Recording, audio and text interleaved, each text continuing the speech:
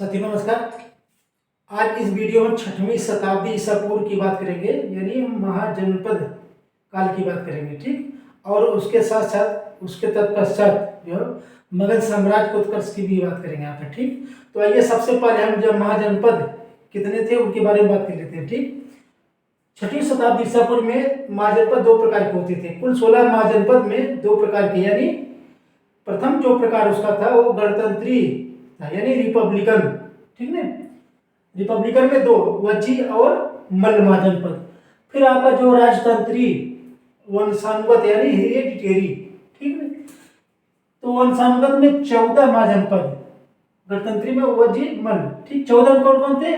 मगध, अवंती, कोसल, काशी, अंग, वत्स, मत्स्य, कुरु, सूरसेन, चेदी, गंधार, कंबोज, अस्मक और पांचाल। ये 14 महाजनपद जो थे वो आपका वंशानुगत यानी वंश परंपरा के ही अनुसार उनका शासन प्रशासन चलता था।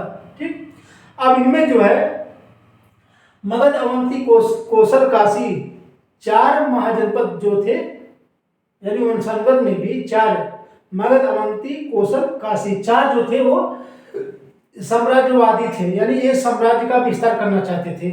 कारण क्या था? साम्राज्य विस्तार का प्रमुख कारण ये था कि ये जो शक्तिशाली थे। ठीक है, बाकी इन लोगों में जो है जैसे अस्मक हुआ, पांचाल हुआ, इनमें ज्यादा नाम चर्चा में नहीं रहता है, 4 का ही है। ठीक, तो साम्राज्यवादी नीति के कारण ये आपस में ही स्वाभाविक है कि आपस में ही लड़ेंगे। ठीक, तो मगध ने अपने साम्राज्य का विस्तार कैसे किया, आइए हम देखते हैं। मगध साम्राज्य यानी वंश परंपरा का पालन करते हुए इस पर 3 वंश आए। ठीक, कौन कौन? एक हर्यक वंश, दूसरा शिशुनाग और तीसरा नंद वंश आए। ठीक, अब हर्यक वंश में भी हम पढ़ेंगे, हम उन्हीं शासकों का नाम पढ़ेंगे, यहाँ पर चर्चा करेंगे जो कि प्रमुख है, जो कि परीक्षा में पूछे जाते हैं। ठीक, हर्यक वंश जो कि पितृहंता वंश के नाम से भी न जाना जाता था। इस वंश में 3 प्रमुख शासक थे। कौन? बिंबिसार, आपका अजातशत्रु, तीसरा उदयन, 3 शासक थे। आइए सबसे पहले हम देखते हैं बिंबिसार ने साम्राज्यवादी नीति का पालन कैसे किया, साम्राज्यवाद की शुरुआत कैसे की। ठीक, तो आइए सबसे पहले समझ लेते हैं बिंबिसार को, जिसको बिंबिसार, जिसको श्रेणी या श्रेणी नाम से भी जाना जाता था। ठीक, इसने अपने साम्राज्य का विस्तार जब किया तो अंग देश के राजा ब्रह्मदत्त को पराजित करके साम्राज्यवाद की नींव डाली। ठीक, ध्यान दीजिएगा, प्राचीन समय में साम्राज्यवाद की नींव इसी ने डाली थी, बिंबिसार ने। ठीक, अब इसने साम्राज्यवाद का विस्तार, अपने साम्राज्य का विस्तार दूसरा जो प्रकार बनाया वो शादी करके था। इन्होंने 3 शादियां की, 3 अलग अलग, ठीक, साम्राज्यों से। कौन? वैशाली के जो लिच्छवी होते थे उस समय, उनकी प्रमुख राजकुमारी जो चेलन्ना थी, उनसे शादी की इन्होंने। ठीक, कोसल जो कि एक शक्तिशाली साम्राज्य था उस समय, ठीक है, कोसल, इन्होंने क्या किया, वहां के राजकुमारी महाकोसला से शादी की और दहेज में काशी को भी प्राप्त कर लिया, तो स्वाभाविक है इनका साम्राज्य बढ़ गया। फिर तीसरा, इन्होंने तीसरी जो शादी की वो क्षेमा मध्य देश की राजकुमारी थी। ठीक है, इस प्रकार से इन्होंने 3 शादियां की। फिर तीसरा इनका जो साम्राज्यवाद की नीति का जो है दूसरा प्रकार देखिए, चंड प्रदोत अवंती। अवंती जो महाजनपद था उस समय का ये भी शक्तिशाली महाजनपद था। ठीक है, यहाँ के राजा जो चंद्र प्रदोत थे उनको पीलिया की बीमारी थी। ठीक है, तो उनके इलाज के लिए उन्होंने क्या किया, अपने राजकवि जीवक को भेजा। जीवक कौन था?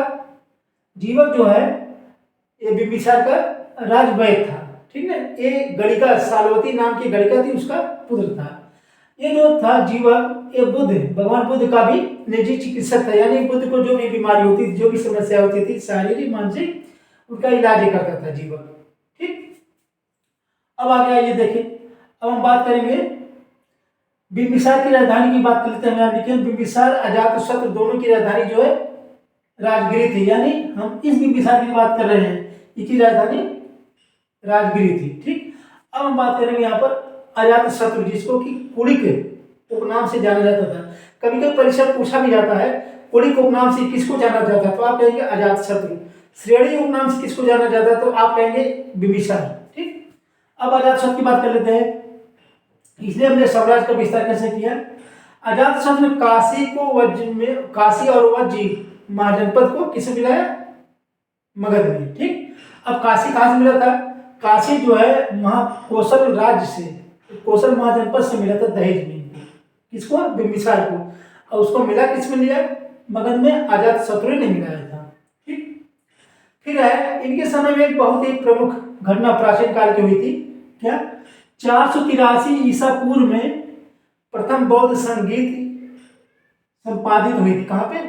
बौद्ध संगीत माने एक बौद्ध धर्म का एक सम्मेलन होता था उसमें 483 ईसा पूर्व में। ठीक। इसके अध्यक्षता किसने की? महाकश्यप ने। महाकश्यप, ये भी पूछा जाता है, महाकश्यप। फिर इसमें हुआ क्या? प्रथम बौद्ध संगीत में 2 पीटक बने। कौन कौन? एक शुद्ध पीटक, दूसरा विनय पीटक। शुद्ध पीटक क्या था? इसमें भगवान बुद्ध के उपदेशों का संकलन था। ये विनय पीटक क्या था? अनुशासन संबंधी जानकारी इसमें थी। ठीक। अब आइए हम बात कर लेते हैं राजधानी की बात करते हैं। बिंबिसार और अजातशत्रु दोनों की राजधानी जो कहाँ थी? राजगृह। ठीक। जबकि उदयन ने पाटलिपुत्र को अपनी राजधानी बनाया। तो ये परीक्षा कई बार पूछा गया है, पाटलिपुत्र बहुत ज्यादा पूछा जाता है। ठीक। पाटलिपुत्र राजधानी के रूप में किसने स्थापित किया? आप कहेंगे उदयन ने। ठीक। उदयन। उदयन कौन था? आप यहां देख लीजिए, तीसरा। अजातशत्रु हम लोग पढ़े थे, उदयन तीसरा। इन्होंने क्या? पाटलिपुत्र राजधानी बनाई। इसके पर राजधानी जो थी, राजधानी वो राजगृह थी। बिंबिसार और अजातशत्रु दोनों की। ठीक। ये पूछा जाता है, बिंबिसार की राजधानी राजगृह, उदयन की पाटलिपुत्र, ये पूछा जाता है। ठीक। अब हम बात कर लेते हैं दूसरे वंश की। दूसरा वंश कौन था? आपका जो है शिशुनाग वंश। शिशुनाग ने इसकी स्थापना की। शिशुनाग वंश का नाम शिशुनाग वंश पड़ गया। पहला जो सम्राट था शिशुनाग। ठीक। इनके इसको समस्या क्या थी? इसको समस्या अवंती महाजनपद से होती थी। क्यों होती थी? क्योंकि अवंत महाजनपद उस समय एक शक्तिशाली महाजनपद बन चुका था। क्यों बन चुका था? अब आप कहेंगे क्योंकि उस समय लौह संसाधन के प्रमुख केंद्र जो है, प्रमुख खदान जो है, प्रमुख स्थान जो है अवंत हुआ करता था। आप देखेंगे उत्तरवादी काल में अबरंजी खेड़ा के पास आप देखेंगे लौह संसाधन बहुत अधिक मिले, तो उस समय काफी विकास किया था। ठीक। ठीक उसी समय से